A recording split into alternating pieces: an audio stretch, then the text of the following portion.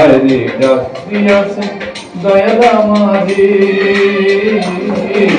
রইব না আর বেশি দিন তোদের মাঝারে রইব না আর বেশি দিন তোদের মাঝারে।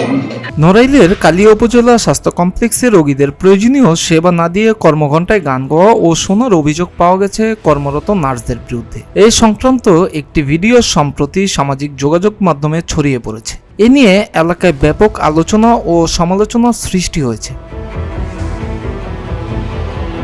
ভিডিওতে দেখা যায় স্বাস্থ্য কমপ্লেক্সের কর্মঘণ্টার মধ্যেই প্রধান সহকারী নার্স গণেশ চন্দ্র মণ্ডল গান গাইছেন। তার গানের সময় সেখানে উপস্থিত কয়েকজন কর্মরত নার্স গান শুনছেন ও তাল দিচ্ছেন। এই দৃশ্য সামাজিক যোগাযোগ মাধ্যমে ভাইরাল হলে বিষয়টি সাধারণ মানুষের নজর কাড়ে।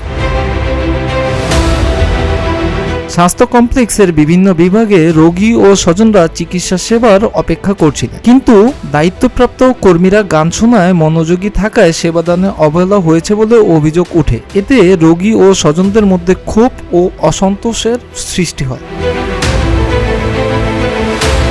স্থানীয় বাসিন্দা মোল্লা শাহেদ বলেন, হাসপাতালে এসে চিকিৎসা পাওয়ার কথা, কিন্তু ডিউটির সময়ে যদি এমন দৃশ্য দেখতে হয় তাহলে সেটা খুবই দুঃখজনক। সরকারি হাসপাতালে এমন আচরণ কোনোভাবেই গ্রহণযোগ্য নয়। ভিডিওটি সামাজিক যোগাযোগ মাধ্যমে ছড়িয়ে পড়ার পর স্থানীয় অনেকে ক্ষোভ প্রকাশ করেন। তাদের মধ্যে সরকারি স্বাস্থ্য প্রতিষ্ঠানে কর্মঘণ্টা শৃঙ্খলা ও রোগীর সেবায় মান নিশ্চিত করতে এ ঘটনা সুষ্ঠু তদন্ত দরকার। একই সঙ্গে দায়ীদের বিরুদ্ধে প্রয়োজনীয় ব্যবস্থা গ্রহণ জরুরি।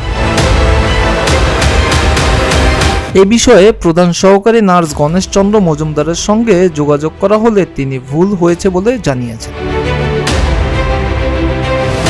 মিরাজ হোসাইন, প্রতিদিনের বাংলাদেশ।